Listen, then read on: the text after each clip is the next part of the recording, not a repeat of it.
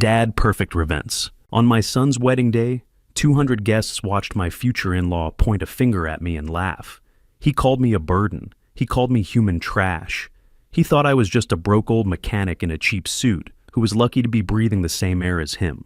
My son's fiancée stood there in her $30,000 dress and smiled while her father destroyed me.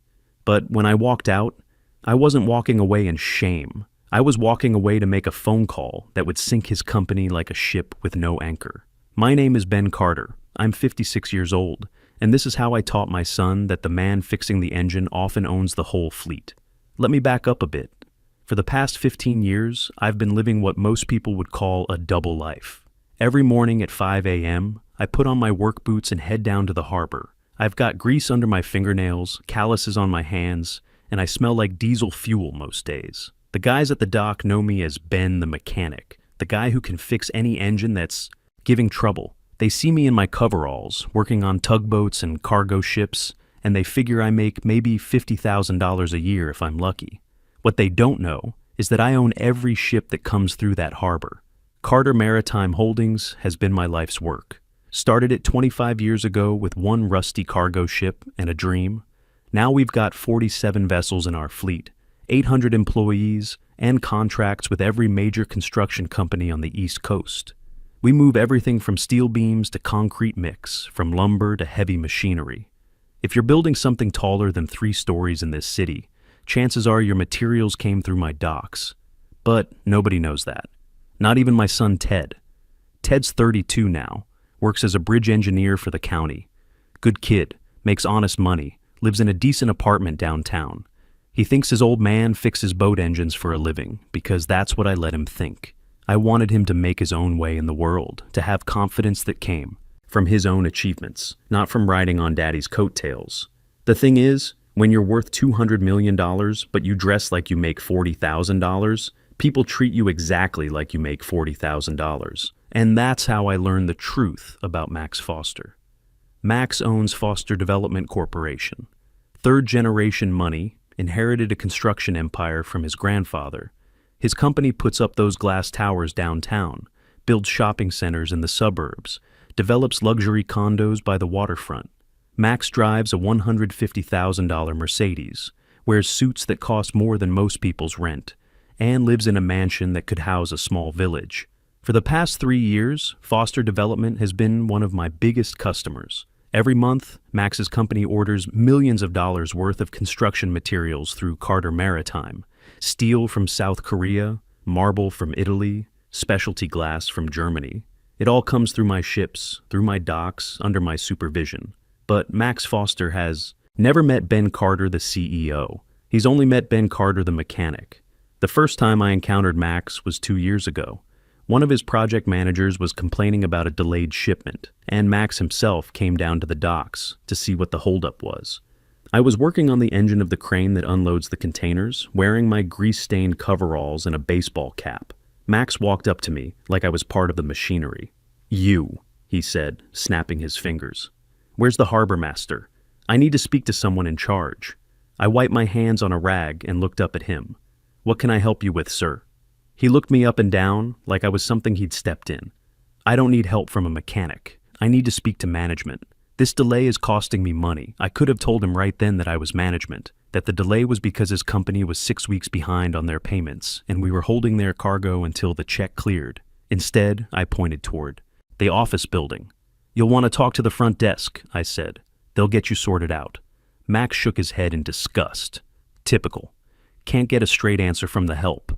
That's when I knew exactly what kind of man Max Foster was. 6 months later, Ted started dating Kate Foster, Max's daughter. Ted was smitten from day one. Kate's beautiful, I'll give her that. Blonde hair, perfect smile, looks like she stepped out of a magazine. She's got expensive tastes and never worked a day in her life. But Ted saw past all that. He saw someone he thought he could love. When Ted told me he was serious about Kate, I did what any father would do. I started paying attention. I watched how Kate treated the waitress when they went out to dinner. I noticed how she talked about people who didn't have money. I saw how she reacted when Ted mentioned his dad worked with boats for a living. And slowly, I started to understand that Kate Foster was exactly like her father. But Ted was in love. And love makes smart people do stupid things. The engagement happened fast. Ted proposed after 8 months of dating, bought her a $15,000 ring that took him 2 years to save for. Kate said yes, but I noticed she didn't seem excited about the ring itself. She seemed excited about what it represented, her ticket into what she thought was Ted's future success. The wedding planning started immediately. Kate wanted everything perfect, everything expensive, everything designed to show the world how well she was marrying. The Grand Harbor Yacht Club was booked for the reception, the most expensive caterer in the city, a $30,000 wedding dress that Kate insisted was just adequate for the occasion, and through it all, I kept fixing engines and saying nothing. The first real warning sign came 3 months before the wedding. Ted invited me to dinner at Kate's family home, their mansion up on Hillcrest Drive. The place was everything you'd expect from old money. Marble floors, crystal, chandeliers, oil paintings that probably cost more than most people's houses. Max answered the door wearing a smoking jacket like he thought he was in some 1950s movie. He looked me up and down, taking in my khakis and polo shirt, and I could see the disappointment in his eyes. "You must be Ted's father," he said, like he was identifying something unpleasant. "I'm Maxwell Foster. Please, come in." The dinner was painful from the start. Kate's mother Margaret kept asking me about my little boat repair business, in a voice that suggested she was talking to a child. Max wanted to know if I had plans for expansion, and seemed amused when I said I was happy with things the way they were. "Contentment," Max said, cutting his steak with surgical precision, "is the enemy of progress, Ben. A man should always be striving for more." I almost laughed. Max Foster lecturing me about striving for more while he sat in a house his grandfather built, running a company his father handed him. But the moment that really got to me was when Kate started talking about the wedding arrangements. "Daddy's been so generous," she said, reaching over to squeeze Max's hand. "He's paying for the entire reception. We're expecting about 200 guests. That's very kind of you, Max," Ted said. "I wish we could contribute more, but..." Max held up a hand. "Nonsense, son. This is Kate's day. She deserves the best." He looked at me across the table. "Besides, I understand your family's situation. Blue-collar families often struggle with events of this caliber." The way he said blue-collar families made it sound like a disease. "We'll make sure Ben here feels comfortable," Max continued. "We're planning a seating arrangement that puts everyone with their appropriate social circles." I felt Ted tense up beside me. My son knew what was coming. "What exactly does that mean?" Ted asked. Kate jumped in quickly.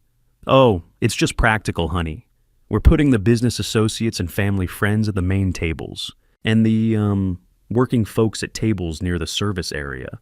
That way, everyone's comfortable."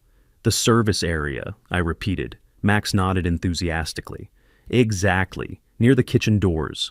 Your father will be much more at ease with people from similar backgrounds. The conversation will flow better." I looked at my son. Ted's face was red, and I could see him struggling between defending me and avoiding a fight with his fiancée. "Dad's not just working folks," Ted said quietly. "He's my father. He should be at the family table." Max's smile didn't waver, but his eyes went cold. "Ted, I appreciate your loyalty, but we need to be realistic about these things. Your father works with his hands. Our guests are CEOs, lawyers, politicians. What would they talk about? Maybe they'd learn something," Ted shot back. The tension at that table was thick enough to cut with a knife. Kate was looking back and forth between Ted and her father like she was watching a tennis match. Margaret just kept eating her salad like nothing was happening. Max leaned back in his chair. "Son, let me give you some advice.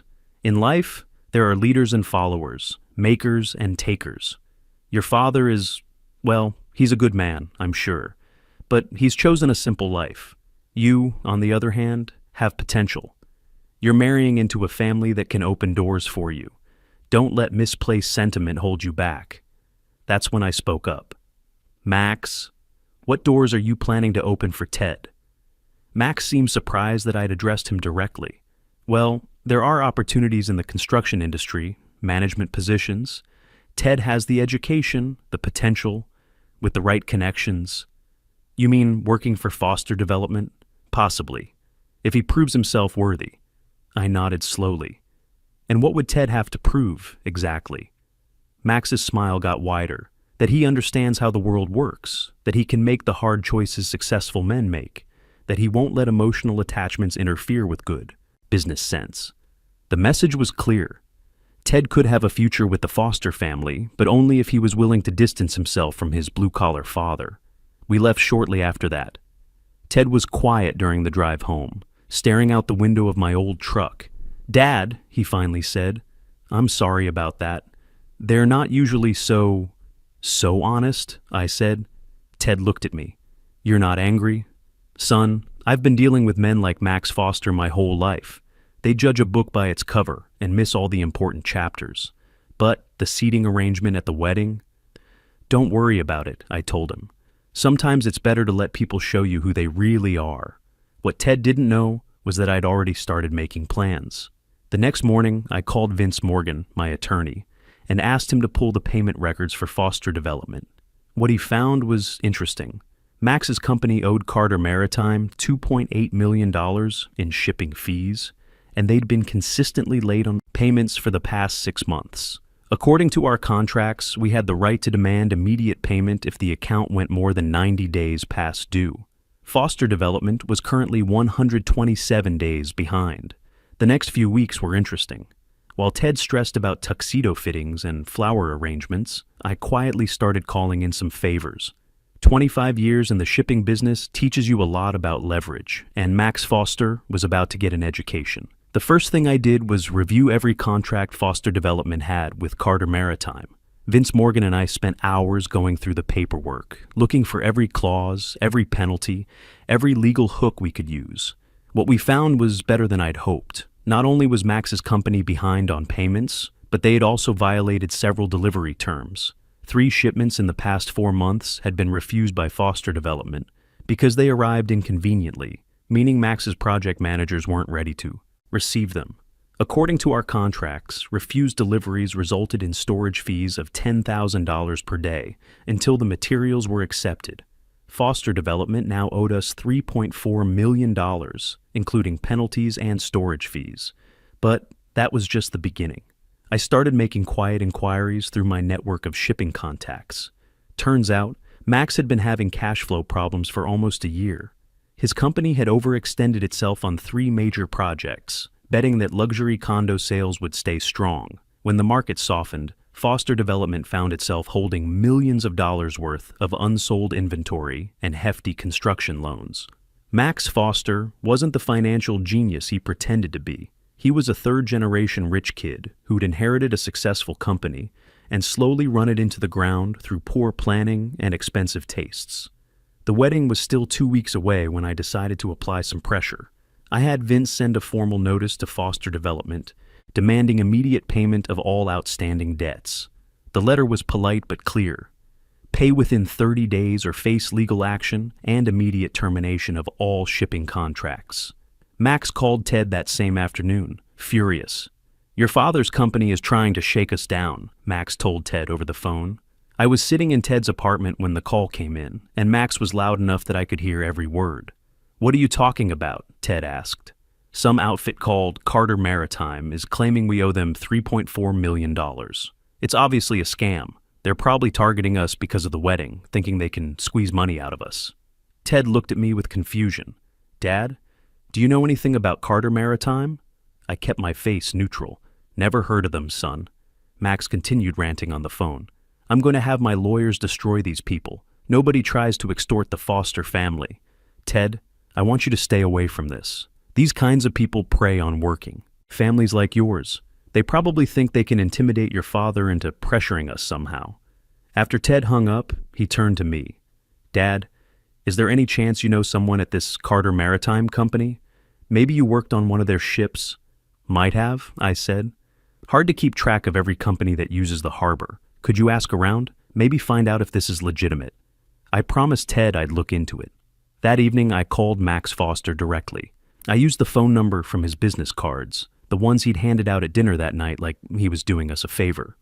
"Foster Development, Maxwell Foster, speaking." "Mr. Foster, this is Ben Carter, Ted's father." There was a pause. "Ben, what can I do for you?" "I heard you got a letter from Carter Maritime about some money you owe them." Max's voice turned cold. That's none of your business, Ben. Well, the thing is, Max, Ted's worried about it. He thinks maybe you're being scammed, and he asked me to look into it. I can handle my own business affairs. I'm sure you can. But I've been working the docks for a long time. I know most of the shipping companies around here. Carter Maritime is legitimate. Another pause, longer this time. You know them? I know them very well. And Max, if they say you owe them $3.4 million, you probably owe them $3.4 million. That's impossible. We've never done that much business with them. You might want to check your records. Carter Maritime handles a lot of the construction material shipments in this harbor. Steel, concrete, specialty imports. If you've been building anything in the past 2 years, chances are they moved your materials. I could hear Max shuffling papers on his desk. Even if that's true, Max said, we have standard payment terms. 90 days net. Not when you refuse deliveries, Max. Every time your people turn away a shipment, storage fees start accumulating at $10,000 per day. The line went quiet for a long moment. How do you know all this? Max asked. Like I said, I've been working these docks for a long time. You hear things. Well, if you hear anything else, Ben, you'll let me know, won't you? We're going to be family soon. I smiled, even though he couldn't see it. Of course, Max. Family helps family. After I hung up, I sat in my kitchen drinking coffee and thinking about the wedding that was now just 12 days away. Max Foster thought he was dealing with an extortion attempt from some unknown shipping company. He had no idea he was being stalked by the man he'd been dismissing as a simple boat mechanic. The trap was set. All I had to do was wait for him to walk into it. The Grand Harbor Yacht Club was packed that Saturday afternoon. Every table was covered in white linen, every chair filled with people who thought they ruled this city. I sat at table 15, way in the back near the kitchen doors, wearing my only good suit. It was navy blue, bought off the rack at Sears 3 years ago. The fabric was a little shiny under. The lights and the shoulders pulled tight when I moved. My son Ted sat at the head table next to Kate Foster, his bride-to-be. Ted looked nervous up there, tugging at his collar every few minutes. Next to Kate sat her father, Max Foster, wearing a custom tuxedo that probably cost more than I make in a month. At least, that's what he thought I made. The trouble started when Max stood up to give his speech. He tapped his champagne glass with a silver spoon, and the room went quiet. Friends, family, Max began. Today we celebrate the union of my beautiful daughter, Kate, and her dedicated fiancé, Ted. There was polite laughter. Max smiled, but it didn't reach his eyes. Now, we all know Ted comes from humble beginnings. Very humble.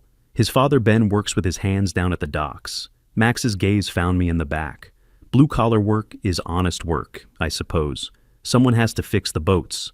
Every eye in the room turned toward me. I sat perfectly still, keeping my face neutral. But today isn't about where we come from, Max continued, his voice getting louder.